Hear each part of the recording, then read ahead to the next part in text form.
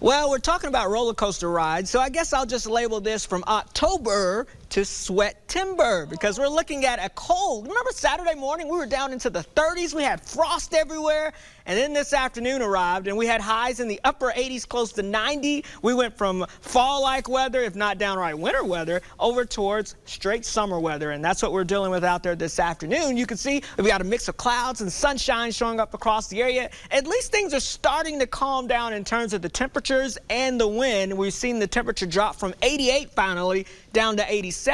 Hey, that will take whatever we can get, right? Notice the dew point's well into the 60s, so it's very humid outside, which means it feels like it's in the lower 90s this afternoon across most areas. So if you're heading out for an evening dinner, or maybe if you're going to some of those church services, you're going to want to make sure that you're aware. It's going to be quite warm throughout the evening. We'll call it a sultry evening for most of the area. Now, take a look at these winds. You can see here are the wind speeds right now, sustained about 15 to 25 miles per hour. These were sustained about 20 to 30 a little earlier. And look at the wind gusts around 35 to 40 miles per hour. We had wind gusts as high as up to 50 miles per hour a little earlier today. So it was definitely a wind versus the trash can day. And I'm talking about, folks, those winds are so gusty, you're definitely having to look for that trash can probably in your neighbor's yard. If you had the trash day today, those empty trash cans go rolling on down the street with those winds. Now, the radar now.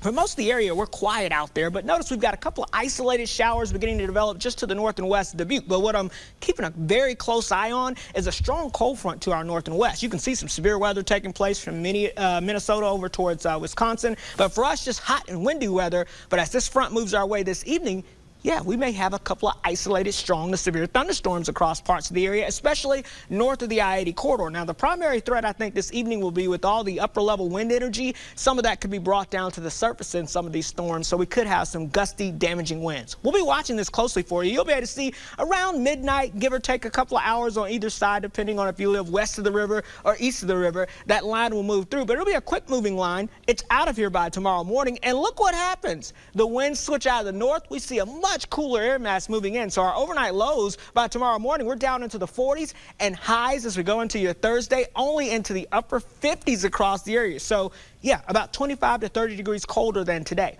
We'll have a mainly dry day on Thursday, but look at this as we head into your Friday. Get ready for another warm front moving our way, and that means more rainfall, some of that heavy at times. We're stuck in this weather pattern with the cold air to the west, the very warm air to the east. We're right in the middle. That's what the storm track is, so that's why we're going to see wave after wave of showers and thunderstorms moving through, which means a bullseye for above normal precipitation across the upper Midwest, and that's what the heavy rain zone is for the next several weeks here, from the Quad Cities back down to the south and west. So get ready for that. Now, if you're planning on maybe checking out a corn maze this weekend, like our friend here, I think Paula knows this guy, I call him the Mummy. But if you're going to be checking that out, or if you're going to be like the Scarecrow, you're going to be looking at, again, bad conditions. We'll give it a red light there because temperatures will be in the 60s to near 70, but off and on rain chances will exist for the weekend.